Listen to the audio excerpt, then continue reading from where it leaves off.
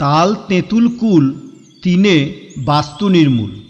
অর্থাৎ খনার বচন অনুসারে তাল গাছ বাস্তুমতে অশুভ বলে মনে করা হয়, কারণ এই গাছ থেকে অশুভ শক্তি নির্গত হয়, যা বাড়ির সদস্যদের ক্ষতি করতে পারে। মনে করা হয় যে বাড়িতে তাল গাছ থাকে সেই বাড়িতে দেবী লক্ষ্মী বাস করেন না। তাই তাল গাছ থাকলে বাড়িতে আর্থিক সংকট, গৃহে অশান্তি, দরিদ্রতা, ভুল বোঝাবুঝি লেগেই থাকে। যদি একান্তই এই গাছ রোপণ করতে হয় তাহলে বাড়ির সীমানার বাইরে রাখতে হবে। বাড়ির সীমানার মধ্যে কোনো মতেই রাখবেন না। বাস্তুশাস্ত্র এবং খনার বচন অনুসারে বাড়িতে তেঁতুল গাছ রাখা একেবারেই উচিত নয়। এই গাছ গৃহে নেগেটিভ এনার্জি বাড়ায়, ঋণাত্মক শক্তিকে আকর্ষণ করে আনে। এর ফলে বাড়ির সদস্যদের মধ্যে নেগেটিভ চিন্তাভাবনার আধিক্য দেখা যায়। বাড়িতে তেঁতুল গাছ থাকলে অশুভ আত্মার উপস্থিতি অনুভব করা যায় বলেও অনেকে মনে করেন। বাড়িতে একটা থমথমে পরিবেশ সৃষ্টি হয়। বাড়ির সদস্যদের স্বাস্থ্যের উপরেও ক্ষতিকর প্রভাব ফেলে, মানসিক চাপের সৃষ্টি হয়, গৃহে অশান্তি লেগেই থাকে। আগেকার দিনের মানুষও বিশ্বাস করতেন যে তেঁতুল গাছের বাতাস কুষ্ঠরোগ হওয়ার সম্ভাবনা বাড়িয়ে দেয়। সেই জন্য এই তেঁতুলের অনেক গুণাগুণ থাকা সত্ত্বেও এই গাছ বাড়ির সীমানার মধ্যে লাগানো খুবই ক্ষতিকারক। কুল গাছ আমরা অনেকের বাড়িতেই লক্ষ্য করে থাকি।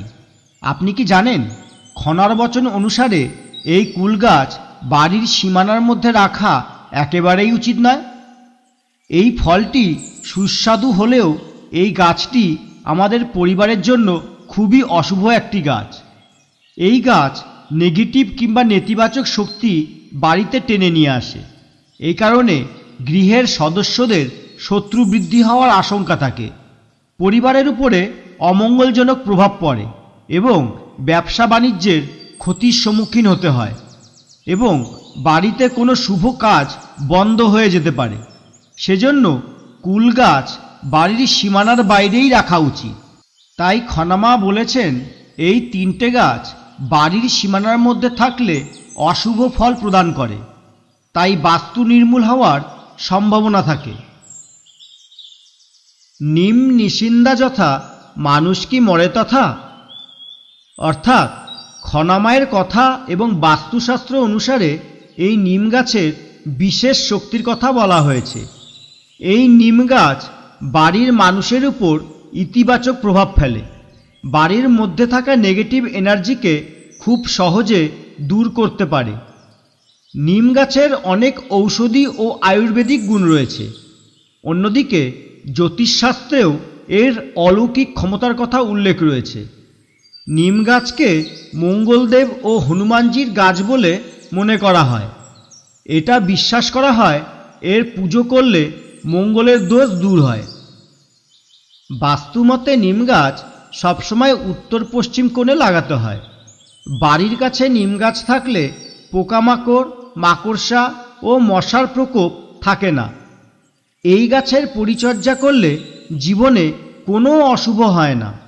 এর প্রভাবে ঘরে নেতিবাচক শক্তি প্রবেশ করে না, গৃহে সুখ শান্তি বজায় থাকে, গৃহে অর্থ সংকট থেকে মুক্তি পাওয়া যায়, সুস্বাস্থ্য এবং মানসিক শান্তি পাওয়া যায়। খনার বচন অনুসারে বাড়ির সীমানার মধ্যে নিষিন্দা গাছ থাকা অত্যন্ত শুভ বলে মনে করা হয়। যে কোনো শুভ কাজ সফল হওয়ার সম্ভাবনা বেড়ে যায়। তাছাড়াও গৃহস্থকে সমস্ত রকম ঋণের হাত থেকে মুক্তি পেতে সাহায্য করে, গৃহে ধনসম্পদ বৃদ্ধি করে এবং মানসিক অস্থিরতা দূর করে।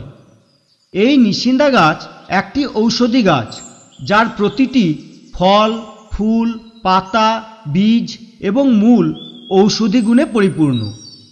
এই গাছ নানা রকম অসুখ বিসুখ নিরাময় করতে সক্ষম, যেমন অনেক দিনের পুরনো ব্যথা, জ্বর, মাথা ব্যথা, বাতের ব্যথা, চর্মরোগ, সর্দি কাশি, হাঁপানি ইত্যাদি এই সকল প্রকার রোগের হাত থেকে মুক্তি পেতে সাহায্য করে। তাই খনামা বলেছেন এই দুইটি গাছ বাড়ির মধ্যে থাকলে সেখানে কোনো অসুখ বিসুখ থাকে না, সেজন্য মানুষের মৃত্যুও হয় না।